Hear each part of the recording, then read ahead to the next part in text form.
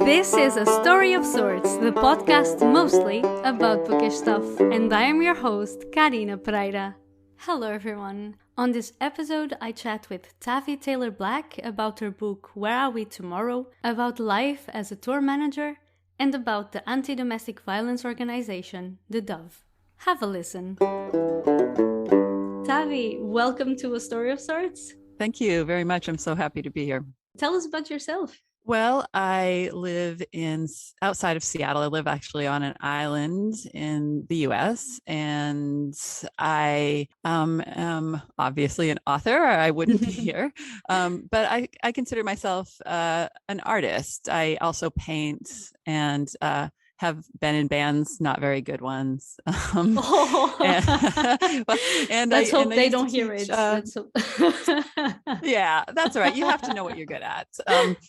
I also used to teach ballroom dance. So I've done a lot of different arts in my life. But the great thing about writing is that I could take it with me. And when I was traveling with bands for a living, I've done all kinds of jobs, from a lighting person up to I'm actually currently the tour manager of a band that is just starting to tour again after 2.5 years. So I'm a busy person with a family.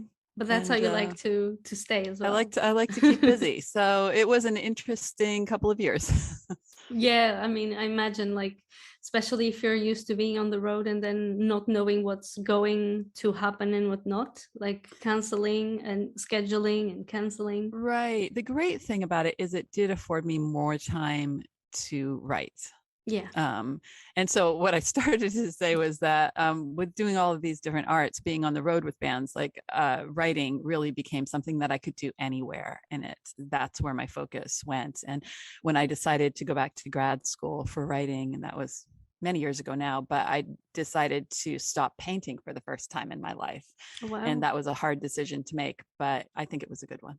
But did you decide to start painting because it was taking focus from the writing? Yes, I felt like you really can only do so many things in life. I've done a lot, but if you want to get really good at something, I feel like you do need to focus and concentrate. And for me, I felt like I needed to do that with my writing. It was sort of all over the place, and I really wanted to throw all my effort into the writing. That is really cool because, like, I have a feeling that personally I'm the sort of person who is kind of good at several things, but not really good at specific things. And sometimes I think that's good, but sometimes I think it's also a sort of like a flaw or fault, because then you're doing all these things, but nothing is as good as you would like it to be.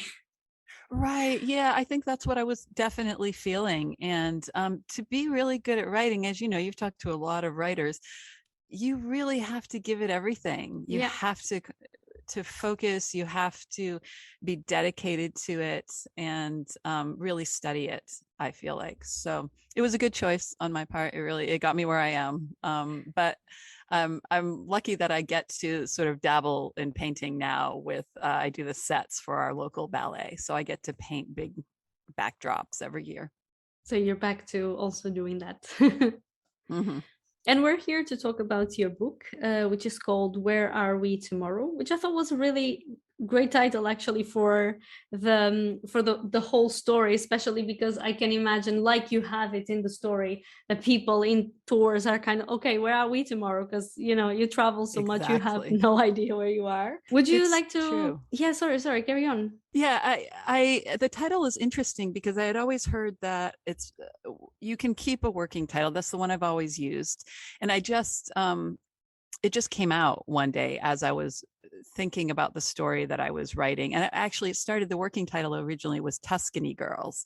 And somebody sort of questioned me about that, because at least a good third of the book is in Tuscany. And somebody said, well, they're not from Tuscany, and it's not really about Tuscany. Why is it called that? And so I thought, that person is right. And so I just sort of started reading over through the book, and that one just jumped out at me. I was like, right, this is what the book is about. Where are they going? Nobody really knows when you're on tour what day it is, what city you're in, and in their lives, they're not sure where they're going. So for me, that one jumped out. And so I used that. And I had heard that publishers often won't let you keep the title that are going to choose one for you. But my publisher was great, and they never questioned that title. They Yeah, always said, but yeah. I also do think it works better than Tuscany Girls because because of Mm-hmm. that. Because in the sense that it really is, when you read the blurb on the back, it makes perfect sense immediately. Yeah. So yeah, and it's like the whole, even though a lot of it is played in Italy, the whole, like the core of it is really the women on tour. And yeah, I would like you to reveal a bit of the plot to us. Sure. This story is about four women working backstage on a rock tour, and Alex, the protagonist, is a late 30s, and she's a woman who's not sure where she wants to go. She's not sure she loves touring anymore. Um, and she becomes accidentally pregnant and discovers through this process that, oh, maybe I do want to have a baby. But it's not just a baby. It's like she's searching for a home. She's searching for a place that she belongs, because she's been running her whole life. And through this process, she discovers there's a lot in her past and her family that she didn't know, that has made her want to escape and not settle down. And so she goes back into her past through an old family friend who happens to be in Tuscany, and discovers why she's been so unsettled for most of her life. And you were talking also about we've been interrupted with some technical issue, but you were talking also about like life on tour, and about how back when you started was very rare, and it still is, to have like, because the story is about this for women, and Right. it was very rare to have so many women on tour. It was definitely when I first started touring, and I guess that was back in the mid 90s. um, there I often would be the only woman on the tour, Mm-hmm. and certainly they didn't expect me. I used to walk into a venue, and the local stagehands would often point out, oh, the kitchen's over there. Oh, I'll wow. be like, well, that's great, but I'd like to find your electrician. So Yeah. they were often surprised that I would be working on the electrics crew, and often quite surprised when I was in charge by the time, I got up to doing like the crew Mhm. chief. And how and when did the idea to write Where Are We Tomorrow come to you? I didn't really want to write about touring because I was so tired of it. Uh, my book that's coming out next, I wrote before I wrote this one. But I was on a writer's retreat with some grad school friends, and I just thought, I'm going to write about this because it's a little uncomfortable. And I think Mhm. that that's some of the best writing that comes out. And I got this idea because I had been on a tour with Nora Jones, actually, who there were so many women on that tour. I had never been on a tour like that before. And so all of the characters in here are based on real women that I know. And they look like the characters, and they have the same jobs as the characters in this book. And as I was writing, I didn't actually think about the fact that this might come out someday, and maybe they wouldn't really want me writing about them. And so it was after I got the book contract that I went to them and I said, oh, you guys, I've been writing this book. I had kind of hinted, I was writing a book about being on the road. And they've just been really great. There was a few moments that one of the characters was like, hey, I'm afraid people are going to think that this is my story. This isn't my story, because the storylines are all fictional. And she was a little bit put out, but she was really great about the real problem was that I used her hometown, and she said, it's a really small hometown, they're going to know it's me. And I said, okay, I'll change that. So I went back and I changed that, and they've all been really great about it, and a couple of them really got a kick out of me using them as a basis for characters. And how was like your experience, because you toured with rock bands for 14 years and you Mm-hmm. continue to be a tour manager, but freelance, right? Yeah, freelance. Um, So I don't do it often now, yeah. only a couple of months a year. I would really love to know how is that life? Like, just give us an idea of how it is. Yeah, it really is a lot like you read about in the book. Um it's got, obviously I wouldn't continue doing it if if it was horrible all the way around. And I sometimes get the feeling like maybe I portrayed it in the book as horrible, and I didn't mean to do that. It's exciting. You get to visit, like I'm going to Europe this fall with the group, and it's you know traveling the way I'd never get to travel otherwise, and that's fabulous. And it's really good to be good at your job and respected and that kind of stuff. But it is difficult. It's hard to, you don't get much sleep. You're moving every day, and that does something to your body. I feel like it really messes with I don't know much about circadian rhythms, but I know that being on tour like that really does mess with your sleep and your energy levels. And I kind of always get into a mode of, I'm just going. I can do anything for a month. And when I come home, I can rest. And I just forget about trying to sleep. Instead of sleeping, I'll go for a run because I feel like that's going to get my energy up instead. But it's not an easy life. I mean, showering in venues and getting on a tour bus. I don't do that kind of touring anymore. I usually only do the kind that you go in a hotel. It's just because I'm older and I can be choosy. I only tour with one band now. Of course, yeah. So, and they do yoga, music, sort of chanting. So it's a whole different vibe. Which you also kind of took a bit for the book, because that's the thing. It was like you had like this community.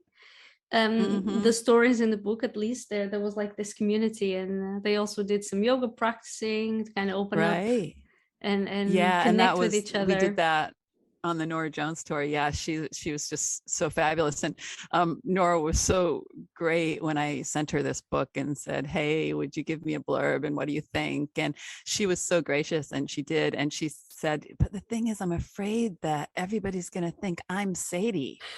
I'm not like that, am I? And I was like, oh my God, you were never like that. She's the exact opposite of Sadie. Sadie's kind of completely fictional. It's curious because it's also that idea that we have of like the diva. Yes. So but it's also like a fun character. You can kind of understand why as well, especially being a woman. Yes. And the demands that she needs to, You wouldn't know when you're a star, a super mega star like that, you wouldn't know who was your friend. And that's the thing that I tried to portray with Sadie is, how do you know who actually loves you for you? I also would like to know, like you talk about, of course, and I think that's one of the reasons why the book, you said maybe the book is a bit heavier or a bit less positive about life on tour, but this is also because it focused so much on the lives of 4 women, well, 5, but especially 4 women who are in kind of like a place of change and trying to figure themselves out and dealing with that discrimination and sexism. What about like your own experience with sexism? Is it something like, do you feel that it's still very much there? How did you deal with it? Yeah, I unfortunately, I do. I think it's gotten way better. I mean, when I started, there was such surprise to see me there. And I don't think it's like that. I think there are more women that are doing this kind of work, but I still do think that you are going to deal with misogyny. It just is the way it is. It's a man's world out there. And especially when it comes to the technical side of touring and the mechanics. And I just remember so strongly, like dealing with loading the truck. If I'd go into the truck and try to tell like the Teamsters how to pack the truck, they wouldn't expect that I actually knew how to do it or could lift in that way. And I think that you'd probably still get that kind of thing today. It's a fight we're having everywhere, I think. Yeah, for sure. but I always say, I hope it's changing. I think it's a little bit different for me now because I'm older and I'm the tour manager. So I feel like on the production side of things in the office, I feel like men take women more seriously on the production side of it. Whereas um, in the venue with the technical side, they still don't expect women to know how to like run a motor controller or, Yeah. fix a moving light or something like that. Yeah. I would also like to know more about like each woman you decided to portray, but also why did Mm-hmm. you decide to write these particular stories?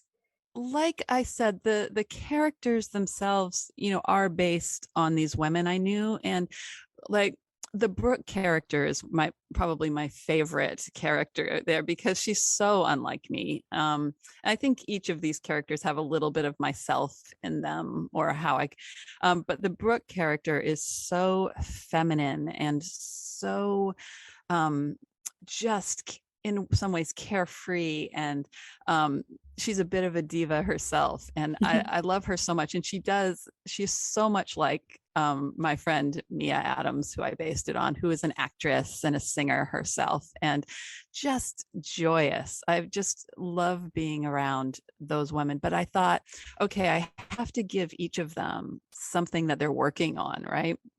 And so I felt like as I wrote, each of their stories came up as like, okay, what is the deal with Kat? And she's based on a friend of mine, and Yeah. she who is not my friend who it's based on is not a lesbian, is not a closeted lesbian, but I gave her that as her issue. And I think that to write good literature, you need to have everybody has an underlying motivation about Mhm. why they do what they do.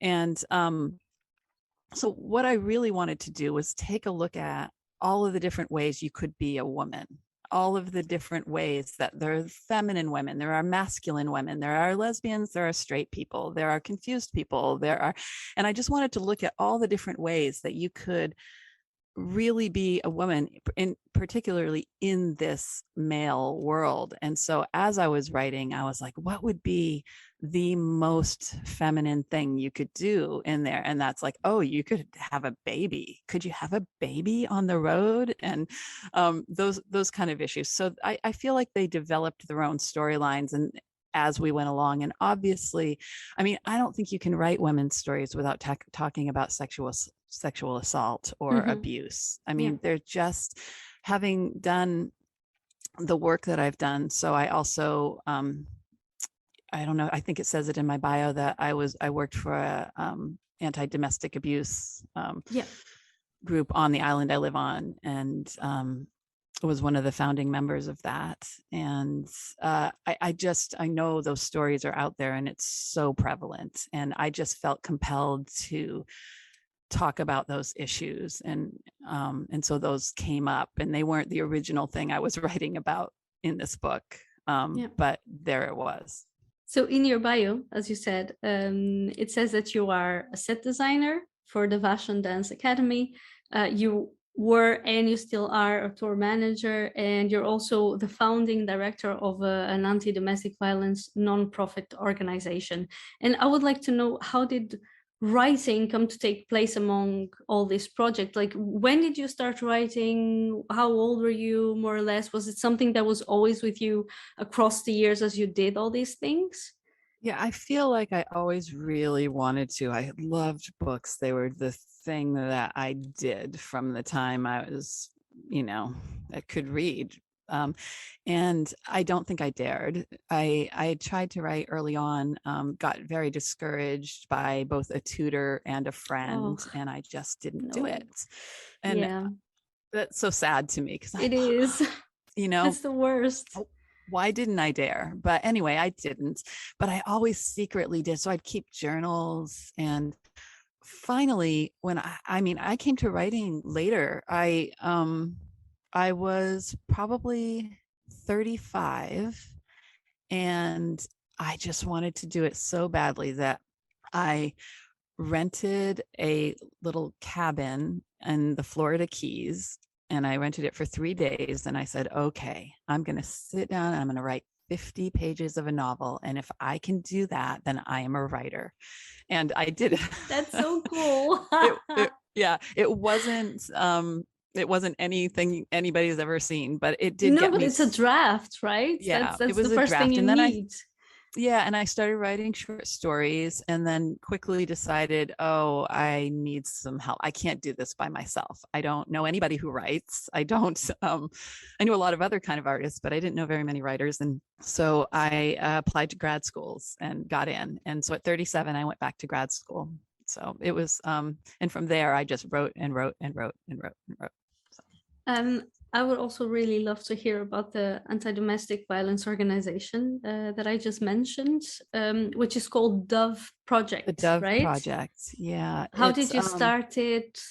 Well, like I mentioned, I live on an island, so there's about 10,000 people here. And when my daughter was a baby, I had stopped touring and I found myself with a little bit of extra time. I was working for another kind of nonprofit that was it was a youth nonprofit, and somebody had just said to me, "Would you like to be on this panel to kind of look at domestic violence on the islands?"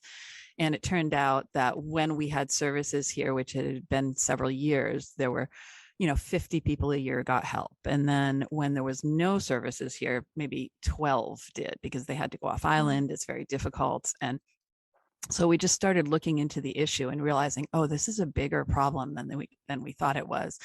And I just got really invested in it when I had all of this time. And so I just worked with 4 other people, and I ended up being the first director of it. We founded a board, and now it's actually quite a big nonprofit on the island. They do all of this amazing work in the schools and prevention. I worked there for about 3 years. And by that point, my daughter, was a 3-year-old. I had this draft of the novel, and I finally went to the board and said, I have 3 babies, and one of these has to go. And, it can't be, it can't be my child. Of course. It can't be the novel. It's got to be you. But I found this amazing woman to take my place. And I said, I think you ought to hire her. And she really built up the program. And it's so important on the island right now. I think they serve 50 people a month here now. Wow, yeah, that's a lot, especially with the 10,000 inhabitants. It's a small town. Wow. Yeah. Which projects are you working on at the moment? I was going to ask if there are any plans for a future novel, but I think you already wrote something. Yeah. So I have a historical novel that will be coming out early next year. Oh, yeah. With the same publisher. And then I also am working on revising a draft I have of a middle grade fantasy, which I worked on with my daughter, who is now 12. Oh, cool. Yeah. And so I have 1.5 books in this series I think I'm going to write for that. And then, of course, I have a bunch of other projects. I have a sort of dystopian one I'm working on, and that's kind of put aside. And then I'm also thinking about a sequel to my historical. So only need more time in the day. So plenty of projects. And can you reveal anything about the novel that's coming out like next year? Oh, yeah, sure. So it's set in 1913 in coastal Maine in an estate. She's a maid is the so it seems I always go back to women's issues, and this is a maid who becomes impregnated by the estate owner and feels like she now has a place on this estate, that like her child is going to belong to it somehow. And back in 1913 that wasn't something that could ever happen, and so she's a little deluded about that. But this book's a little more plot driven than Where Are We Tomorrow. There's a jewel heist. There's all kinds of things that happen in this novel.